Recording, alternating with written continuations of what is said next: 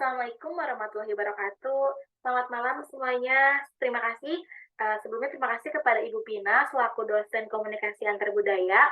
Saya Widul Lestari selaku moderator yang akan memandu presentasi pada kali ini.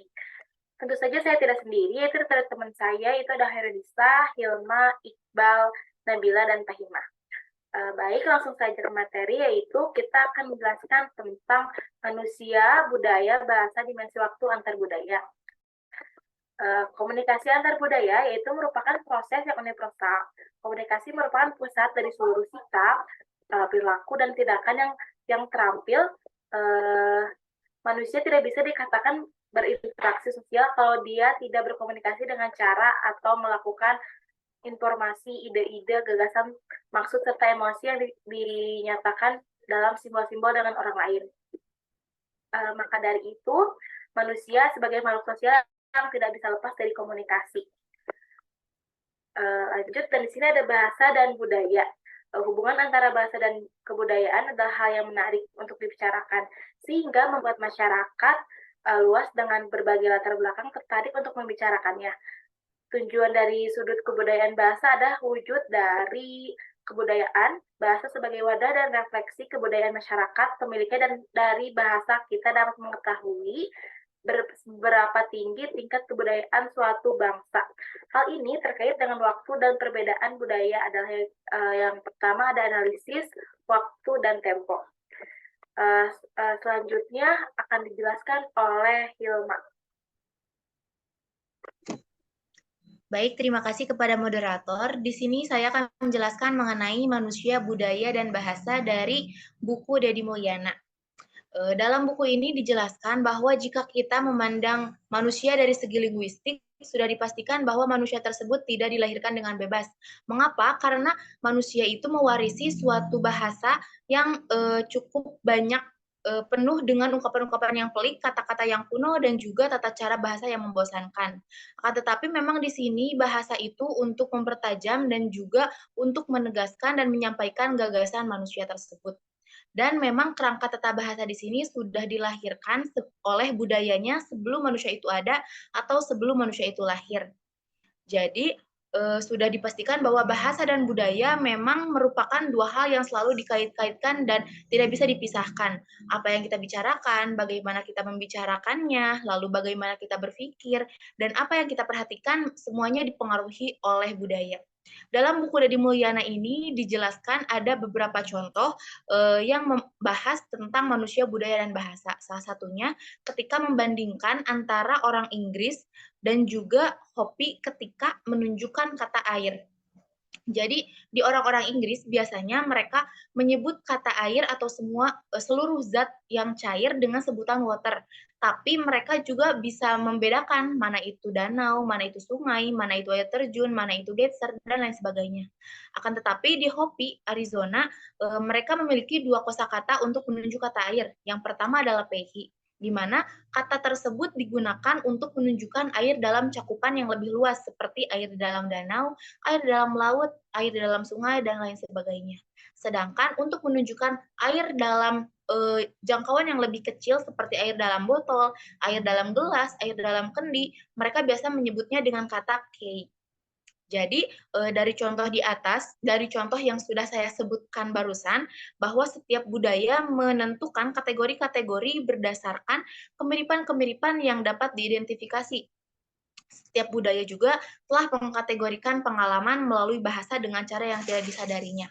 Lalu dalam manusia dan budaya dan bahasa ini ada salah satu hipotesis yang cukup terkenal, yaitu hipotesis Sapir dan Wolf, di mana Sapir dan Wolf ini merupakan seorang ahli linguistik dari Amerika yang merumuskan suatu hipotesis tentang adanya kemungkinan adanya hubungan antara bahasa dan juga budaya. Jadi menurut hipotesis ini, perbedaan-perbedaan antara bahasa jauh lebih besar daripada sekedar hambatan-hambatan untuk berkomunikasi. Dan biasanya perbedaan-perbedaan itu menyangkut perbedaan-perbedaan dasar dalam pandangan dunia sebagai bangsa dan dalam apa yang mereka pahami tentang lingkungannya. Nah, dalam hipotesis ini adalah salah satu contoh untuk menjelaskannya, yaitu contohnya ketika orang Eskimo memiliki beberapa kosakata untuk menyebutkan macam-macam anjing laut seperti anjing laut yang berenang, seekor anjing laut betina, seekor anjing laut jantan, dan lain sebagainya. Nah, hal tersebut mirip juga dengan orang-orang Inggris yang memiliki beberapa kosakata untuk menyebutkan kata kuda. Mereka memiliki kata chestnut untuk kuda yang berwarna kemerah-merahan, ada mare untuk kuda betina, dan nama-nama lain yang memang tidak ada dalam pembendaharaan orang Eskimo, karena memang di Eskimo sendiri tidak ada kuda, yang ada hanya anjing laut.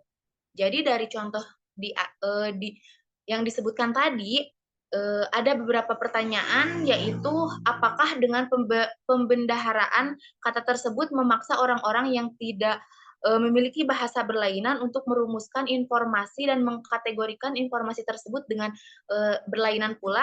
Nah, jawabannya tidak, karena dengan sedikit belajar orang Eskimo juga bisa membedakan mana itu anjing laut, mana itu macam-macam kuda, dan seperti orang Inggris yang bisa belajar untuk membedakan macam-macam anjing laut. Jadi dari contoh tersebut bisa ditarik kesimpulan bahwa memang pembendaharaan kata tidak menunjukkan cara berpikir kultural suatu bangsa. Boleh di next?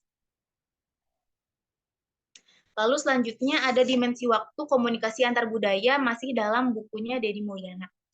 Di mana di dimensi waktu komunikasi antar budaya ini ada 6. Yang pertama, waktu dan perbedaan budaya atau catatan umum. Menurut Oswald Spengler, hal yang menyebabkan suatu budaya berbeda dengan budaya lain adalah karena makna yang secara intuitif diterapkan pada waktu, bagaimana analisis waktu, perwaktuan, dan juga tempo. Jadi dari hal tersebut, hal tersebutlah yang bisa membedakan suatu budaya dengan budaya lainnya. Lalu yang kedua ada futurisme dan komunikasi interkultural, di mana futurisme ini merupakan gerakan multidisipliner dalam telaah masa depan budaya. Jadi suatu budaya biasanya akan melakukan suatu hal untuk bisa maju lebih ke depan atau mencari jalan baru untuk mengembangkan cara berpikir yang lebih maju. Kita bisa lihat contoh ketika ada satu budaya yang lebih cepat dalam menjalankan visi dan misinya untuk berkembang, bisa kita lihat perbedaannya dengan budaya yang lama atau lambat dalam menjalankan visi misinya untuk maju lebih ke depan. Lalu yang ketiga, ada kemacetan lalu lintas antar budaya. Kemacetan lalu lintas antar budaya ini biasanya terjadi karena adanya frame, pengalaman, serta budaya yang sangat berbeda. Lalu yang keempat, mengatur waktu atau timing dan menjaga waktu atau timekeeping di antara budaya. Kita bisa melihat contoh ketika ada budaya industri, biasanya mereka inti pacunya adalah keteraturan waktu, lalu ritme dalam kegiatannya memang diatur oleh jam. Nah, berbeda dengan budaya tradisional di mana mereka tidak terikat oleh jam dan kegiatannya tidak diatur oleh jam. Lalu selanjutnya, yang kelima, ada pacu hidup, tempo budaya, dan komunikasi interkultural, di mana di sini tuh terdapat berbagai jenis waktu yang membentuk sistem seseorang, yaitu waktu biologis, waktu psikologis, waktu fisiologis, waktu perseptual, waktu sosial, dan waktu kultural. Jadi tingkatan waktu ini biasanya saling berkaitan antara satu sama lain, dan interaksi antar tingkatan dalam hubungan seseorang ini biasanya akan menjadi kronemika perilaku orang tersebut. Lalu yang terakhir atau yang keenam, ada taksonomi lingkungan waktu, di mana taksonomi ini merupakan hal yang biasanya digunakan untuk menganalisis dan menelaah perilaku waktu dan juga lingkungan waktu dari interaksi manusia. Mungkin cukup sekian dari saya kembalikan ke moderator. Terima kasih. Terima kasih kepada Hilma. Materi selanjutnya akan dijelaskan oleh Nabila.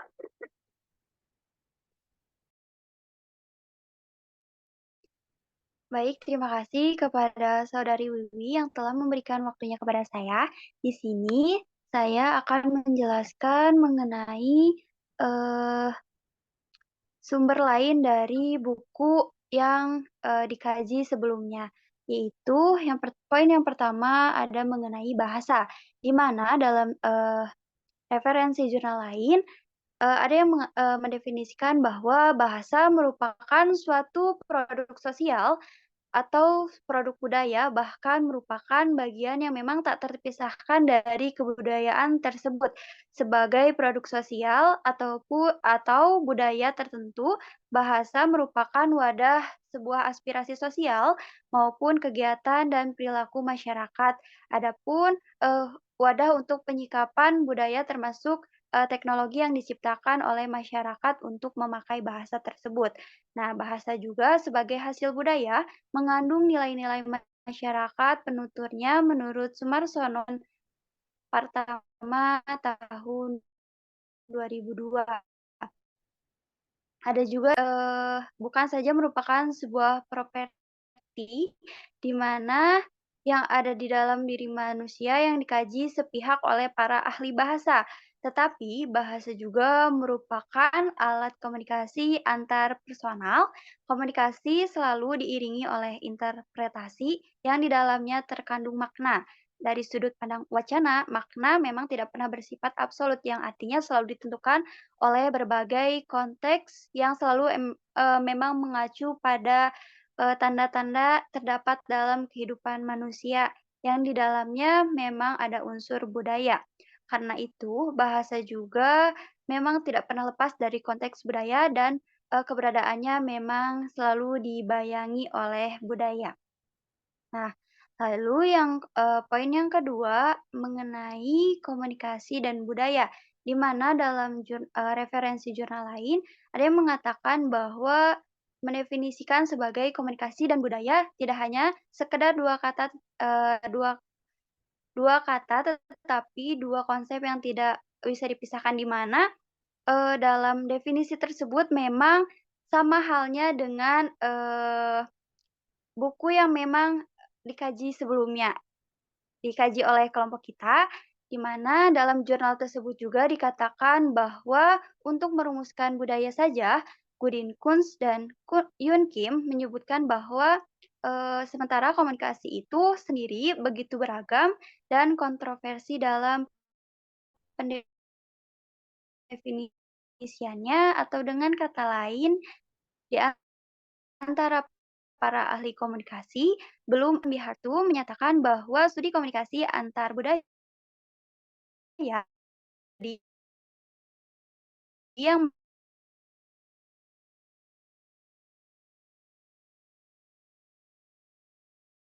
kultur. Nah, dalam referensi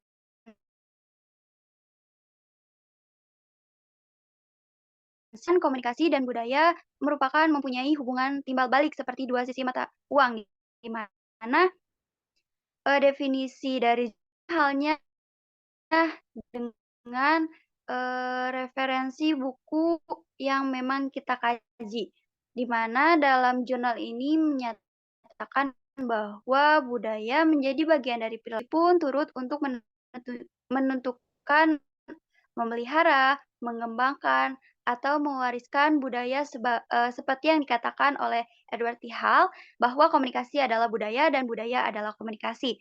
Pada satu sisi, komunikasi merupakan suatu mekanisme untuk mensosialisasikan sebuah norma-norma budaya masyarakat, baik secara horizontal dari suatu masyarakat kepada masyarakat lainnya, maupun secara vertikal dari suatu generasi ke generasi berikutnya. Nah, atau nilai-nilai yang dianggap sesuai untuk suatu kelompok tertentu menurut Mulejana tahun 2000.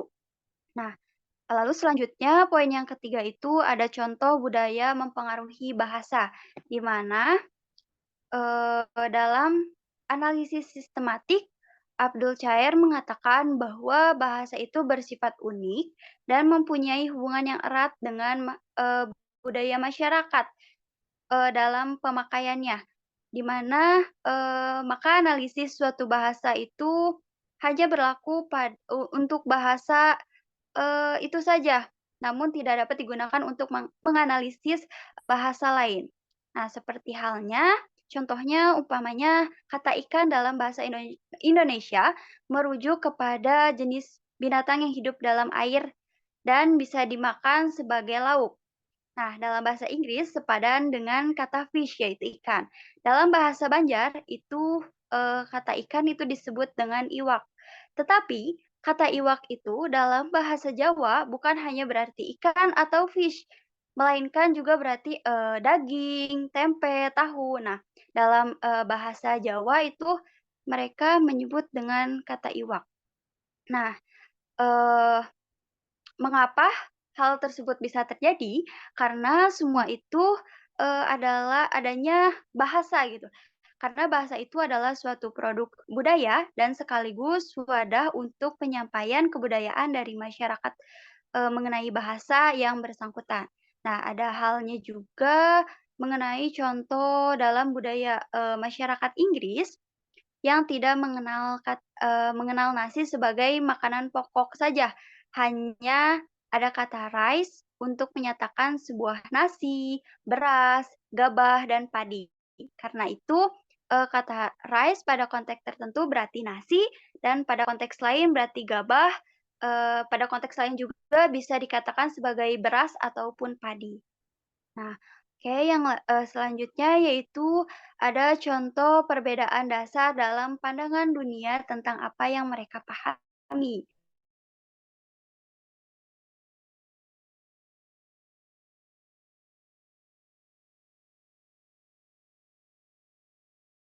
Jumlah kata yang menyebut suatu hal benda itu, maupun apa saja itu, eee, memiliki puluhan nama. Contoh halnya, di bahasa Arab. Di bahasa Arab itu mereka mempunyai puluhan nama untuk menamai sebuah kurma.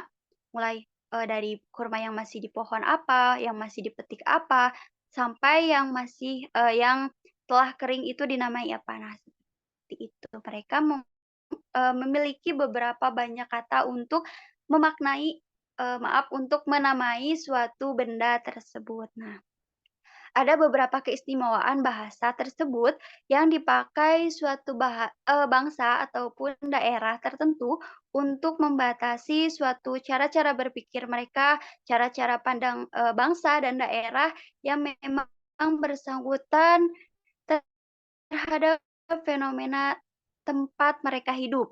Dengan demikian, susunan bahasa dan keistimewaan lainnya yang dimiliki oleh daerah maupun bangsa tersebut merupakan faktor dasar bagaimana suatu masyarakat memandang hakikat alam yang memang tempat mereka berada. Mungkin cukup sekian yang dapat saya sampaikan. Saya kembalikan lagi ke moderator. Baik, terima kasih kepada Nabila. Selanjutnya, materi selanjutnya yaitu akan dijelaskan oleh Hernisa. Baik, terima kasih kepada moderator yang telah memberikan saya waktu untuk mempresentasikan materi mengenai waktu dan perbedaan budaya. Nah, di mana belakangan ini ada beberapa pakar komunikasi yang menyadari bahwa waktu adalah salah satu unsur penting dalam komunikasi, seperti Stephen Tubbs dan Sylvia Moss yang memasukkan bahwa waktu sebagai unsur terakhir dari model komunikasi yang mereka rancang.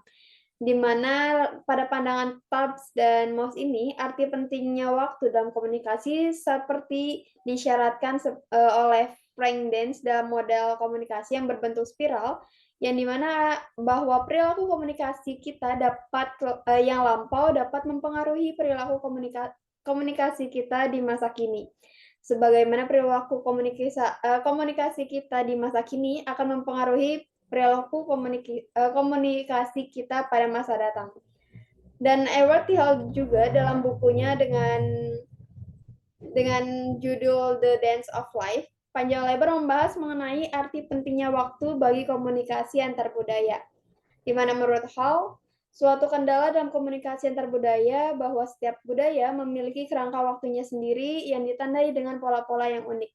Asumsi ini disyaratkan bahwa untuk berhasil di luar negeri, apakah kita sebagai mahasiswa, pembisnis, ataupun diplomat, kita perlu memahami bahasa waktu negara setempat yang bisa jadi berbeda dengan bahasa waktu yang kita anut di negeri kita.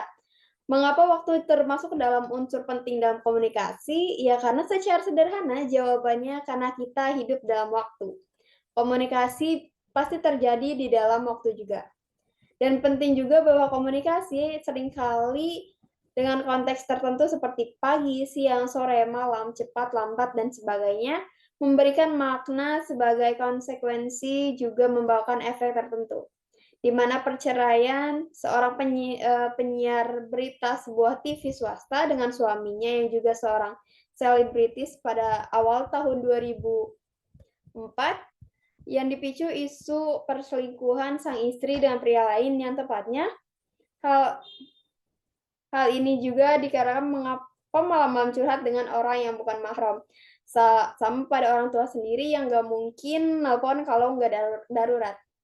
Hal ini mencetuskan yaitu time is money. Dengan demikian peribahasa Inggris juga yang menyatakan bahwa waktu adalah uang, yang dimana di balik pepatah bar tersebut mengandung makna bahwa waktu menduduki posisi yang sangat penting dalam kehidupan, dalam bermasyarakat ataupun dalam berorganisasi.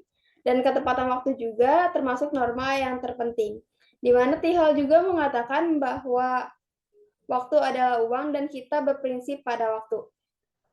Sehingga Tihal membagi waktu-waktu menjadi 8 bagian.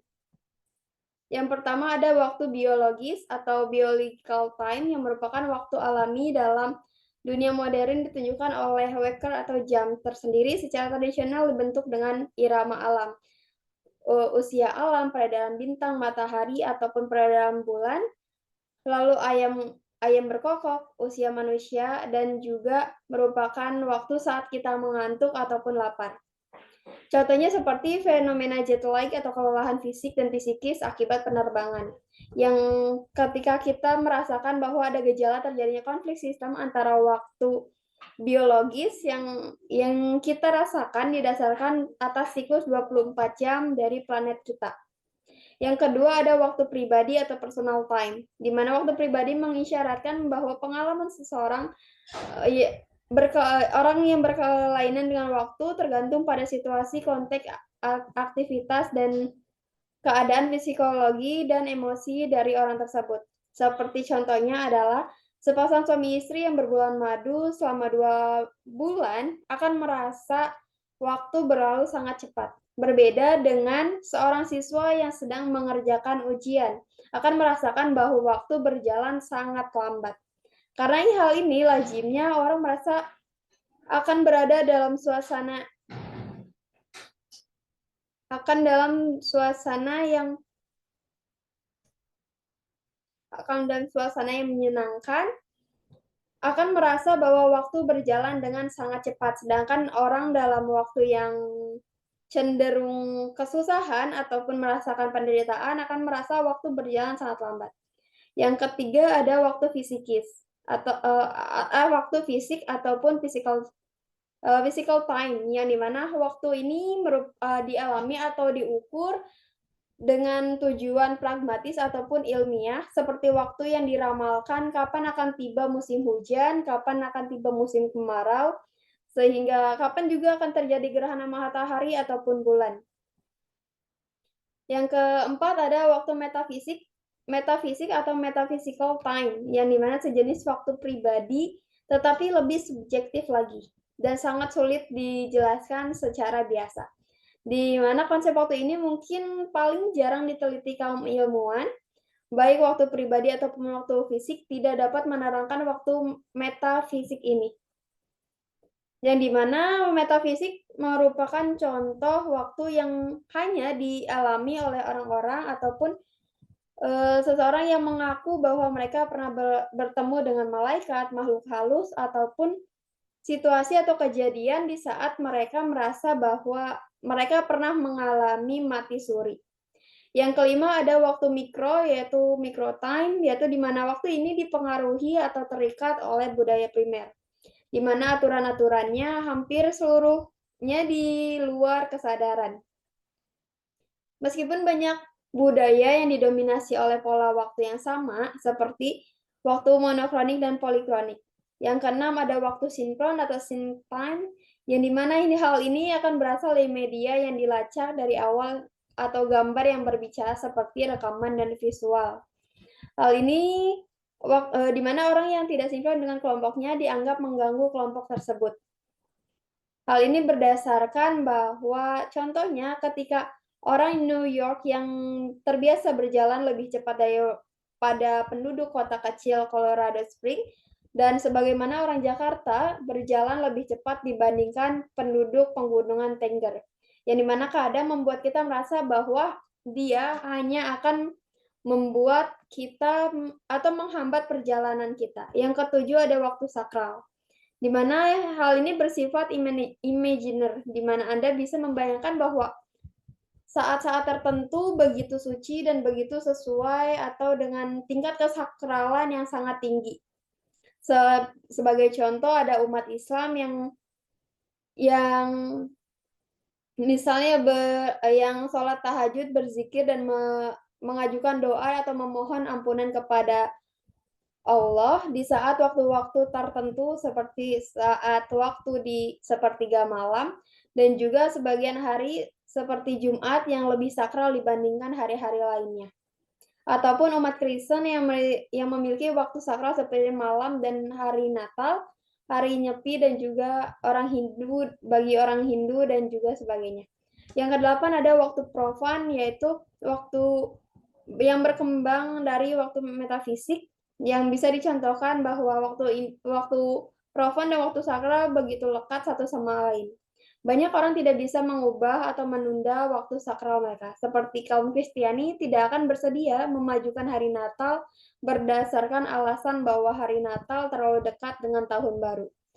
Yang ke-9 ada waktu meta time atau waktu meta, yang dimana waktu meta merupakan definisi, konsep, dan model dari teori waktu yang sifatnya seperti dikemukakan oleh agamawan, filsuf, ataupun antropolog, di mana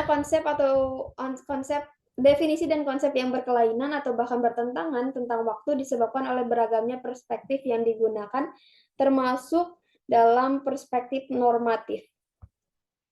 Di sisi lain juga,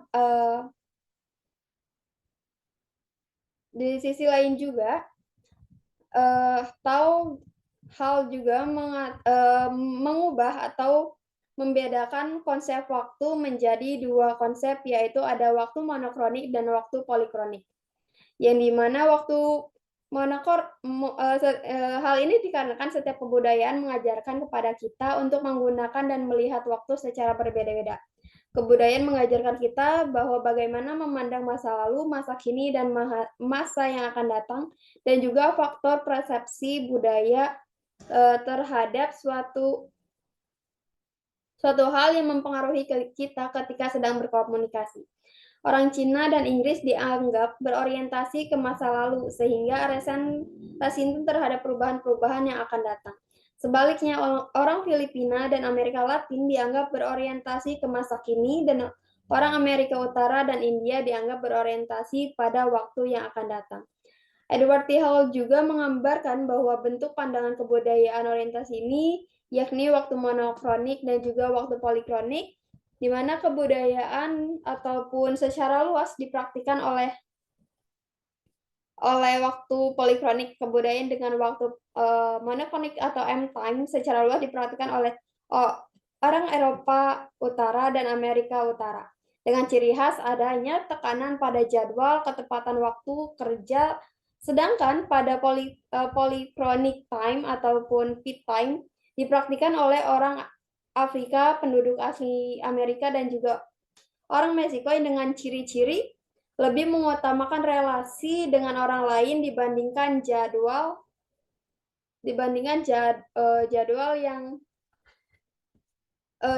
ataupun waktu.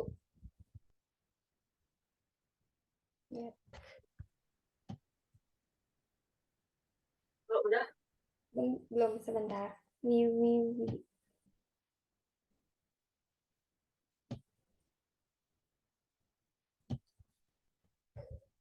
Nah, di sini bisa kita contohkan bahwa budaya Barat umumnya berorientasi waktu secara linear, yaitu dari A ke B, ke C, ke D, dan ke F, hingga beranggapan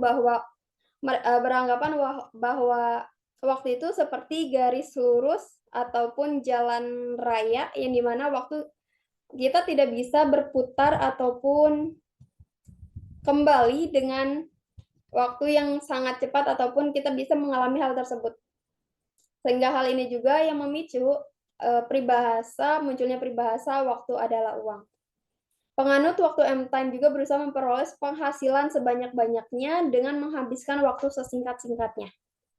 Nah, sedangkan waktu ataupun penganut waktu polikronik itu ya, beranggapan bahwa waktu merupakan hal yang fleksibel dan bisa diulang, di mana waktu itu dimulai dari titik mulai, lalu balik lagi ke titik mulai.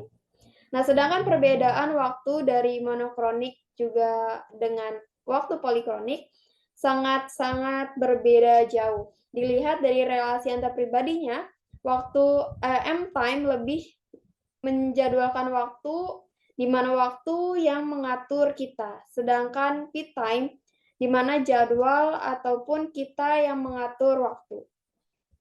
Sedangkan lalu di bagian waktu istirahat dan juga waktu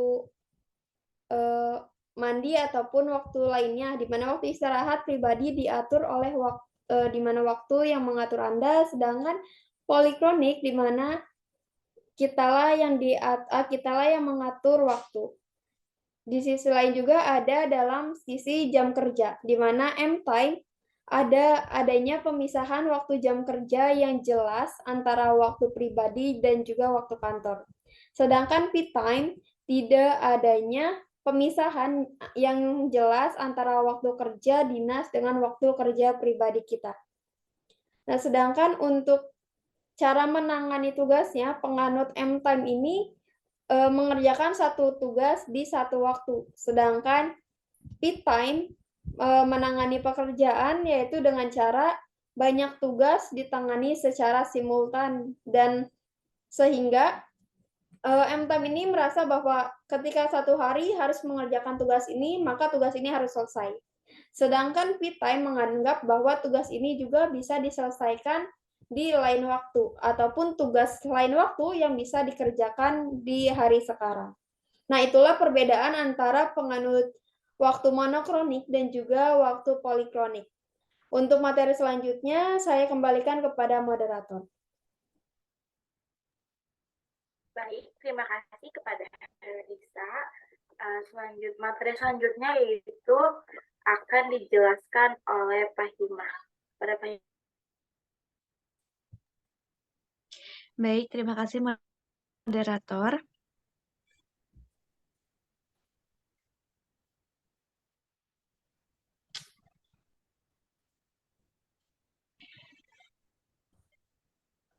Baik, terima kasih moderator. Saya Fahima akan menjelaskan implikasi dan perbandingan dari yang pertama itu sumber buku utama mengenai manusia, budaya, dan bahasa. Yang pertama itu struktur pembahasan materi yang sistematis, tersusun dan fokus pada pembedahan budaya komunikasi. Ya, pada poin pertama ini, dalam buku ini susunannya secara sistematis. Pembahasannya juga tersusun rapi sesuai dengan titik fokusnya membahas manusia, budaya, dan bahasa. Tidak ada titik fokus lain yang dibahas di dalam buku ini. Lalu yang kedua itu lebih spesifik membahasnya lebih spesifik lagi mengenai budaya. Itu akan menghasilkan suatu komunikasi sebagai bahan, gagasan, atau pendapat orang lain.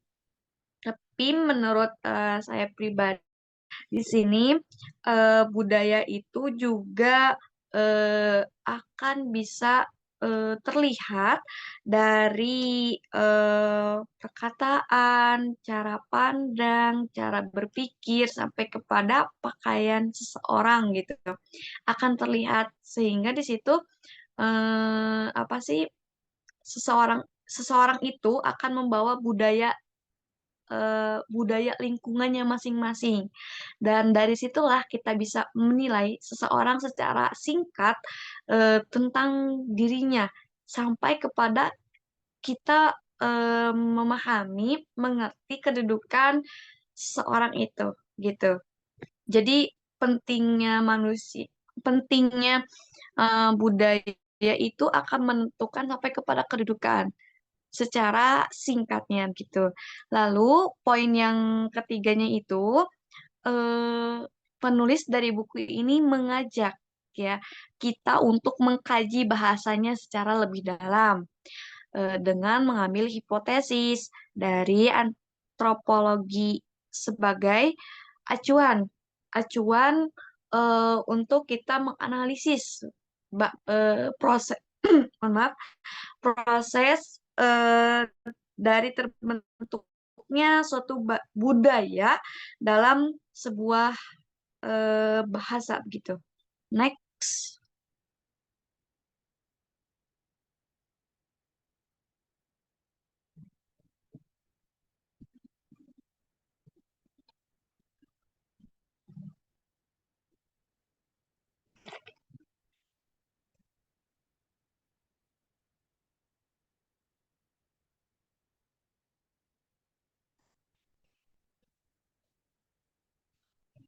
Nah, lalu yang selanjutnya ada implikasi dan perbandingan dari sumber referensi lain, namun tetap dalam pembahasan manusia, budaya, dan bahasa. Poin yang pertama itu eh, mengacu lagi kepada struktur pembahasannya gitu ya.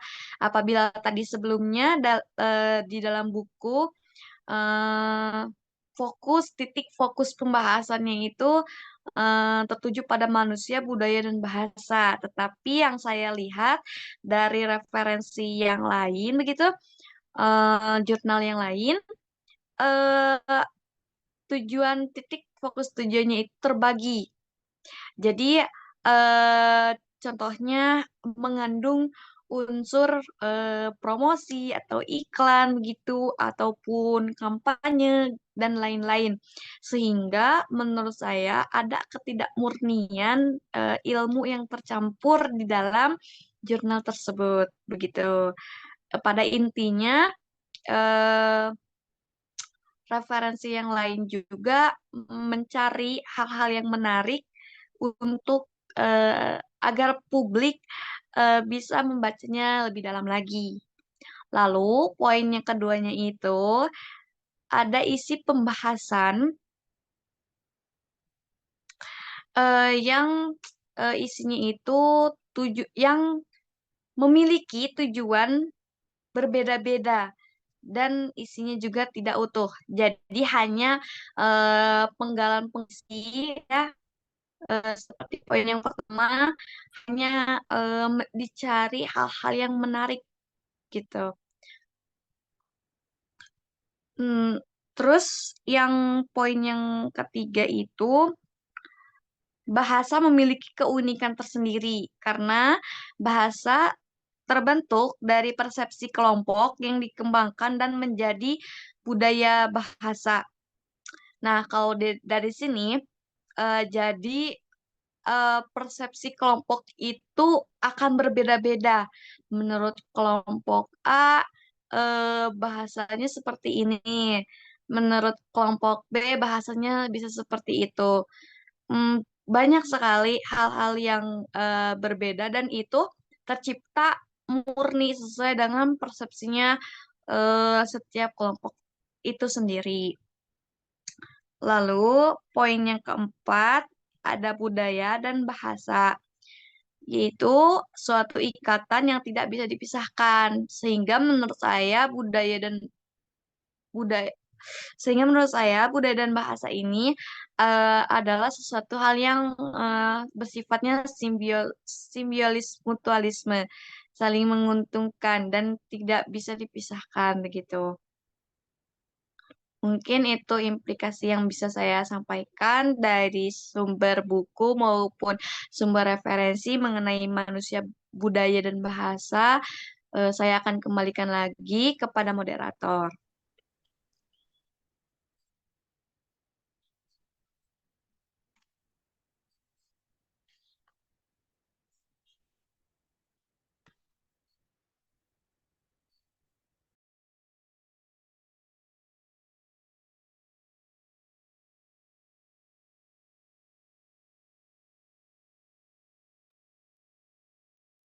Baik, terima kasih kepada Pak Hima. Materi selanjutnya itu akan dijelaskan oleh Iqbal. Baik, terima kasih kepada moderator. Di sini saya akan menjelaskan mengenai implikasi dan perbandingan dari dimensi waktu komunikasi antar budaya dari dari buku sumber utama dan sumber referensi lainnya. Yang di sini dari segi isi buku yaitu di mana dimensi waktu dalam komunikasi budaya ini membahas mengenai waktu dalam konteks komunikasi budaya yang terfokuskan pada perbedaan perspektif waktu, pola waktu, dan pengaruhnya terhadap interaksi komunikasi terhadap budayanya. Kemudian buku ini juga mengadopsi pendekatan antropologi dan ensikologis terhadap komunikasi budaya dengan penekanan pada dimensi waktu seperti dari berbagai budaya dan penjelasan konsep-konsep teoritis secara mendalam. Bahasa dan gaya penulisannya juga. Buku ini juga ditulis dalam bahasa yang lebih akademik dan dengan istilah yang khusus dalam bidang antropologi dan sosiologi. Gaya penulisannya ini juga lebih teoritis dan lebih reflektif. Kemudian dari sumber lain yaitu buku Dimensi Waktu Komunikasi Antar Budaya. Buku ini berfokus pada teori dan konsep komunikasi antar budaya dengan menekankan pada dimensi waktu. Buku ini juga membahas bagaimana persepsi waktu dan pengaturan waktu dalam mempengaruhi komunikasi antar budaya. Buku ini juga menggunakan pendekatan yang berbasis penelitian dan komunikasi antar budaya seperti Conrad, studi kasus, ataupun penelitian empiris untuk mendukung argumennya. Buku ini juga ditulis dalam bahasa yang mudah dipahami dengan menggunakan istilah-istilah yang telah umum digunakan dalam bidang komunikasi. Gaya penulisannya juga lebih terstruktur dan didukung oleh penelitian empiris. Kemudian ada perbandingannya dari referensi buku yang berbeda, yaitu di mana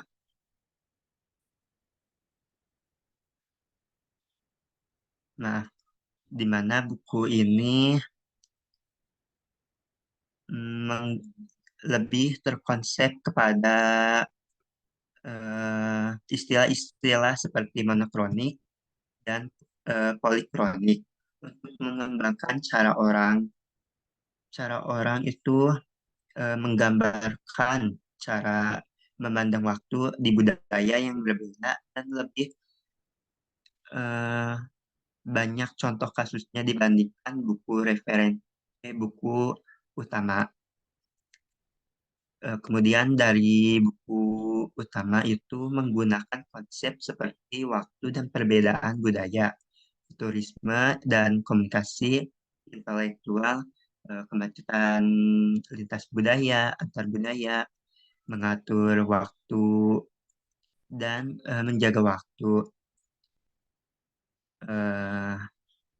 Kemudian buku ini juga memberikan penjelasan yang lebih mendalam tentang bagaimana perbedaan pandangan terhadap waktu dapat mempengaruhi komunikasi antar budaya. Adapun perbandingan dan dari kedua buku tersebut ini terbagi dari segi yang pertama itu dari segi pemahaman yang lebih mendalam.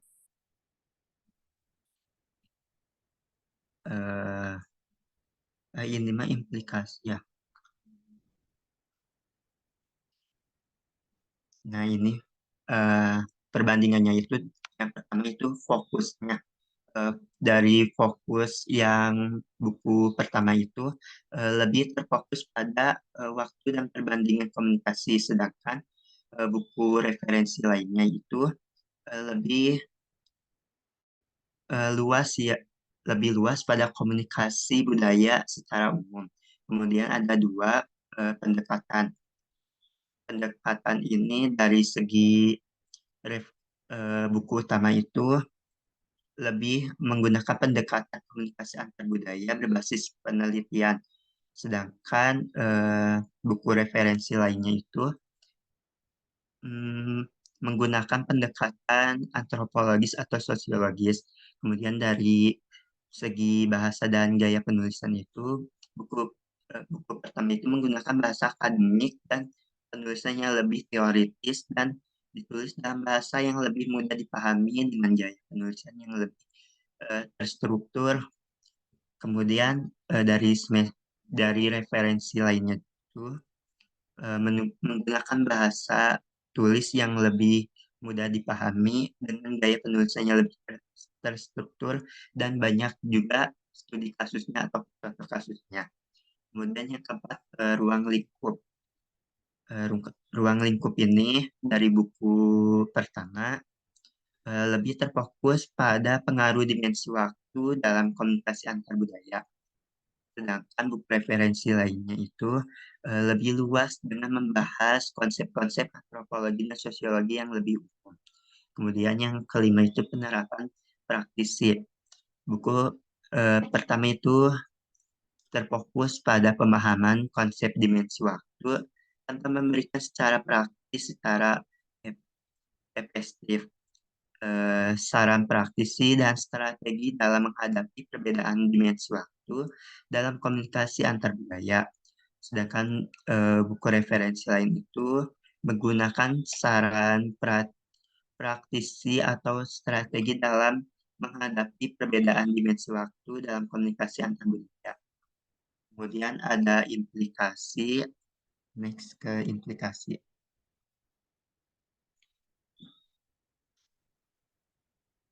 Implikasi dari kedua buku ini lebih penting memahami tentang dimensi waktu dan dalam komunikasi antar budaya.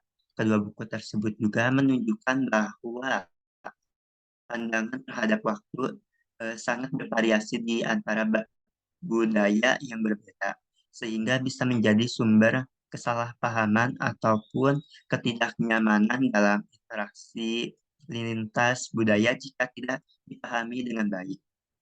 Implikasi tersebut juga dibedakan dari berbagai segi. Yang pertama itu dari segi pemahaman yang lebih mendalam.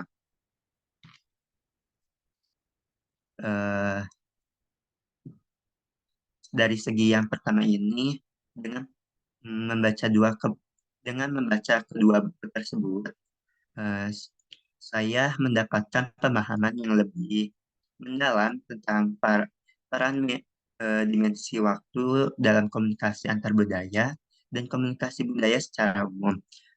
Implikasinya ini memperingatkan pemahaman tentang bagaimana perspektif dan pengaturan waktu pengaruh interaksi dan komunikasi di antara individu dari budaya yang berbeda.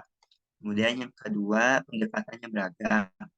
Kedua buku ini memberikan pandangan yang berbeda dalam memahami dimensi waktu dalam komunikasi budaya. Buku dari pertama itu memberikan pendekatan berbasis penelitian dalam bidang komunikasi antar budaya. Sementara buku referensi lainnya itu mendekati pendekatan antropologis dan sosiologis. Implikasi dari kedua buku tersebut mengembangkan wawasannya lebih dengan melihat fenomena komunikasi budaya melalui berbagai persepsi. Kemudian yang ketiga, mengembangkan strategis dan pendekatan yang lebih efektif. Buku utama ini memberikan saran praktis atau strategi dalam menghadapi perbedaan dimensi waktu dan komunikasi antar budaya. Sedangkan implikasinya juga dapat mengambil manfaat dari saran-saran tersebut untuk mengembangkan pendekatan yang lebih efektif dan berkomunikasi dengan individu dan budaya yang berbeda. Kemudian kontribusi pada bidang studi. Kedua buku tersebut memiliki kontribusi penting dalam bidang studi komunikasi antar budaya dan antropologi atau sosiologis. Aplikasinya dapat menjadikan referensi yang paling berharga bagi penulis dan akademis yang tertarik untuk lebih dalam tentang dimensi waktu dalam komunikasi budaya. Mungkin cukup sekian penjelasan dari saya. Saya kembalikan lagi kepada moderator. Baik, terima kasih kepada Iqbal yang telah menjelaskan materinya. Selanjutnya itu masuk kesimpulan. Nah, kesimpulannya yaitu komunikasi adalah proses universal. Kemampuan berkomunikasi merupakan produk dari semua pengetahuan, persepsi, dan kemampuan praktis seseorang, umat manusia yang tidak dapat dikatakan melakukan interaksi sosial jika tidak berkomunikasi dengan orang lain, melalui pertukaran informasi, gagasan, isyarat, atau simbol secara lisan atau tertulis. Akibatnya, manusia adalah makhluk sosial yang tidak dapat menghindar dari komunikasi untuk menuliskan pesan dengan harapan dapat dibaca dan dilakukan oleh komunikator. Sarana utama komunikasi adalah komunikasi antar budaya yang berbeda di mana peserta dan menerima berasal dari budaya yang berbeda. Lalu komunikasi lintas bahasa dapat menyampaikan pesan tertentu kepada komunikator yang berasal dari latar budaya yang berbeda. Budaya adalah cara hidup tertentu di sekitar. Mungkin sekian presentasi dari kelompok kami. Mohon maaf banyak kendala dalam presentasi pada kali ini. Sekian, wassalamualaikum warahmatullahi wabarakatuh. Waalaikumsalam warahmatullahi wabarakatuh. Waalaikumsalam warahmatullahi wabarakatuh.